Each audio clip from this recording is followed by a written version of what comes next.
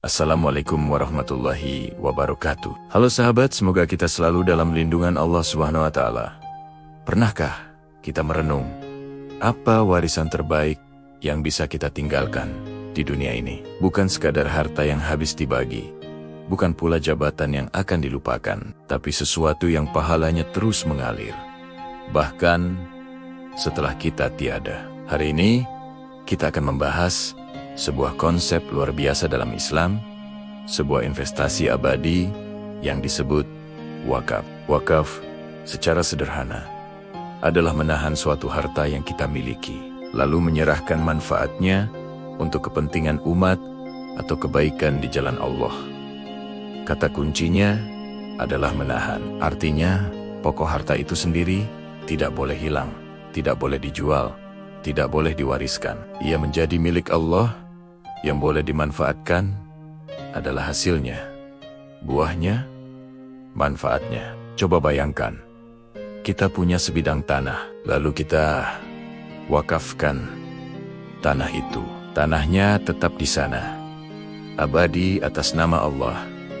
Di atasnya bisa dibangun masjid tempat ribuan orang sujud, bisa dibangun sekolah tempat generasi baru menimba ilmu. Bisa jadi kebun yang hasilnya dibagikan kepada fakir miskin, atau bahkan klinik yang merawat orang-orang sakit. Di setiap sujud, setiap ilmu yang bermanfaat, setiap buah yang dimakan, setiap pasien yang sembuh, pahalanya akan terus mengalir kepada kita, si pewakaf, sang wakif. Inilah yang disebut amal jariah, amal yang tak terputus. Dasar hukum wakaf ini sangat kuat, walaupun kata wakaf tidak secara eksplisit disebut dalam Al-Quran. Dengan bentuk kata bendanya, esensi dan perintahnya tersebar di banyak ayat. Salah satu yang paling sering kita dengar adalah surat Ali Imran ayat ke-92. Allah berfirman, "Kamu sekali-kali tidak akan sampai kepada kebajikan yang sempurna sebelum kamu menafkahkan sebagian harta yang kamu cintai." Perhatikan frasa harta yang kamu cintai. Wakaf adalah bukti cinta sejati. Kita melepaskan sesuatu yang kita sayangi. Bukan barang sisa, bukan yang sudah tidak kita inginkan, tapi harta terbaik kita, karena kita lebih mencintai balasan dari Allah. Ayat lain yang relevan adalah dalam surat Al-Baqarah, ayat 261, yang memberikan perumpamaan indah tentang orang yang menafkahkan hartanya di jalan Allah. Mereka seperti sebutir benih yang menumbuhkan 7 bulir, dan pada tiap-tiap bulir ada 100 biji. Allah melipat gandakan ganjaran bagi siapa yang Dia kehendaki. Wakaf adalah bentuk nyata dari menanam benih kebaikan ini. Kita menanam sekali, panennya berkali-kali, bahkan selamanya. Sejarah Islam penuh dengan teladan agung tentang wakaf. Mari kita lihat teladan terbaik. Rasulullah Shallallahu Alaihi Wasallam, beliau mewakafkan 7 bidang kebun kurma miliknya di Madinah untuk kepentingan perjuangan Islam. Bayangkan, pemimpin tertinggi, manusia paling mulia, memberikan contoh langsung dengan harta pribadinya.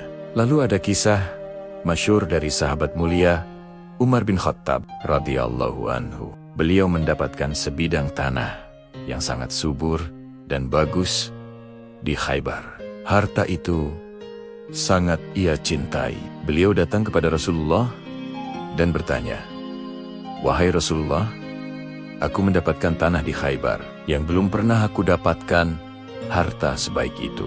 Apa yang engkau perintahkan kepadaku?" Apa jawaban Rasulullah? "Jika engkau mau, tahanlah pokoknya dan sedekahkanlah hasilnya."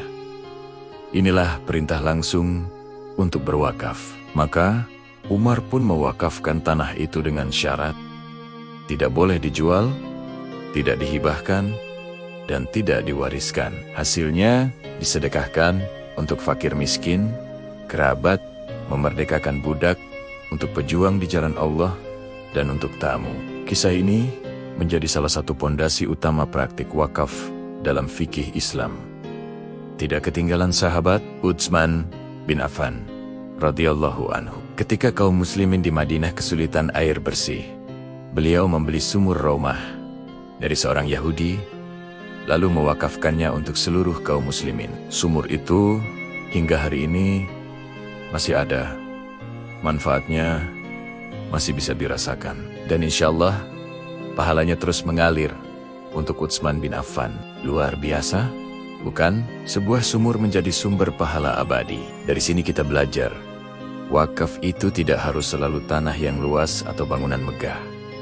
Wakaf bisa bermacam-macam. Ada wakaf properti seperti tanah, bangunan, atau rumah. Ada juga wakaf tunai atau wakaf uang, di mana uang yang terkumpul dikelola secara produktif dan hasilnya disalurkan untuk kebaikan. Bahkan wakaf bisa berupa saham, buku untuk perpustakaan, atau bahkan Al-Quran. Kita bisa mewakafkan mushaf Al-Quran untuk sebuah masjid atau pondok pesantren. Setiap huruf yang dibaca dari Quran itu, pahalanya akan mengalir untuk kita. Sekarang, mari kita bicara maknanya lebih dalam. Wakaf bukan sekadar sedekah biasa. Ia adalah instrumen pemberdayaan ekonomi umat yang dahsyat. Bayangkan jika aset-aset wakaf dikelola secara profesional. Hasilnya bisa membiayai pendidikan gratis berkualitas, layanan kesehatan cuma-cuma untuk duafa, menciptakan lapangan kerja,